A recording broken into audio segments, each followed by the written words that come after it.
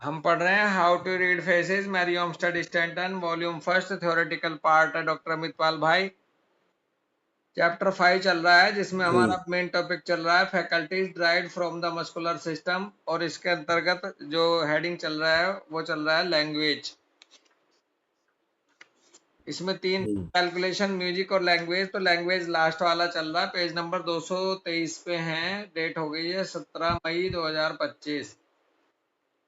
Page number 223 पे कह रही है मैरी ओमस्टड के I should name the class of persons of whom Madame de Stael stands representative adjective man and professor Tyndall's class noun man.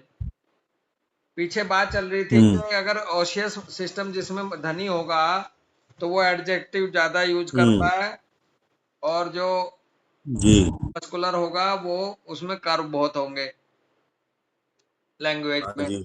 तो ये example दे रही हैं कि मैं अगर यहाँ एग्जाम्पल दूं, उनका नाम लूं इस क्लास के लोगों का, तो MAD मैड, डी स्टील तो रिप्रेजेंट करते हैं एडजेक्टिव मैन के रूप में, और प्रोफेसर टिंडल्स जो है उनकी क्लास है नाउन मैन की, वो नाउन ज्यादा यूज करते हैं।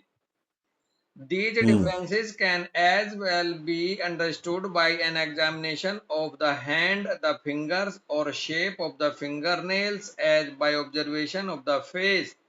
For here, the sign for the gift of language or fluency is denoted by fullness of the muscular eyeball. और ना केवल मसल्स और ओशियस का लेकर के ही कह रहे हैं, कहते हैं हम दूसरे डिफरेंस एग्जामिन कर सकते हैं हाथों को देख करके, फिंगर देख करके, उनकी शेप, फिंगर नेल्स की, चेहरे को ऑब्जर्व करके। ये जो गिफ्ट ऑफ लैंग्वेज या फ्लुएंसी किसी को मिला होता है, ये डिनोट करता है fullness of the muscular eye ball.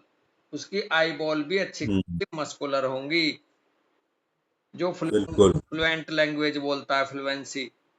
Fluency alone does not indicate the gift of language in its highest and best sense.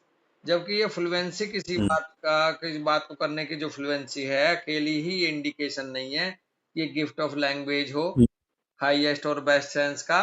Fluent character, fluent chatter is not fluent sense, neither is it conversation nor oratory.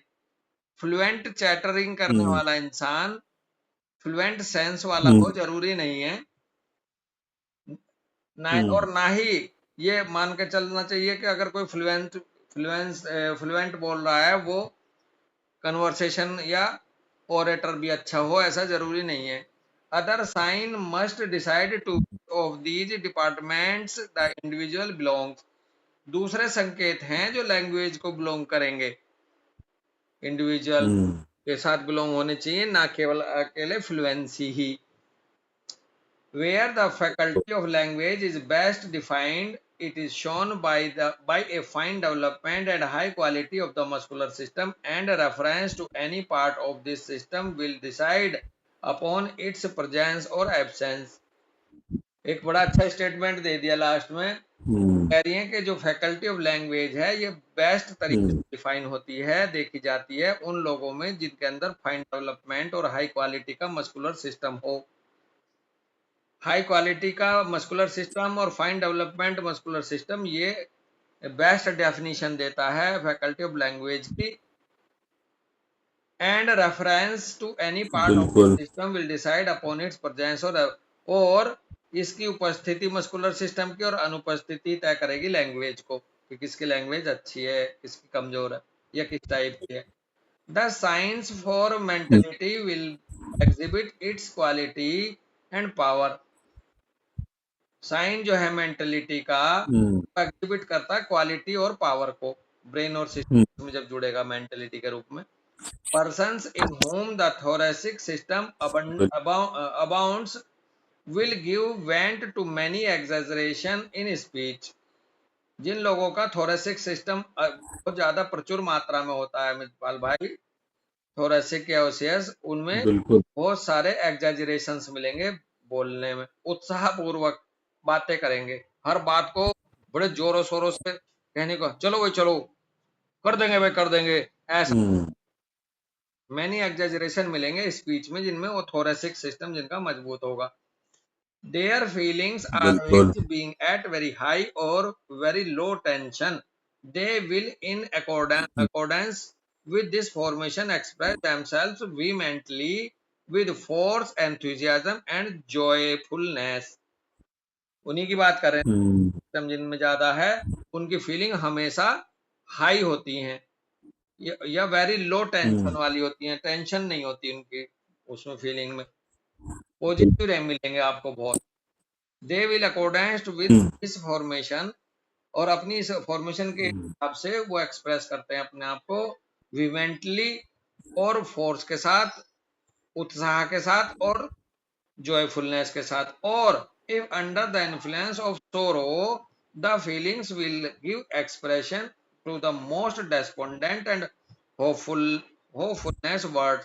And in listening to one under these influences, we would imagine that never before was such a desolate, uh, bereaved, forlorn, and deserted being.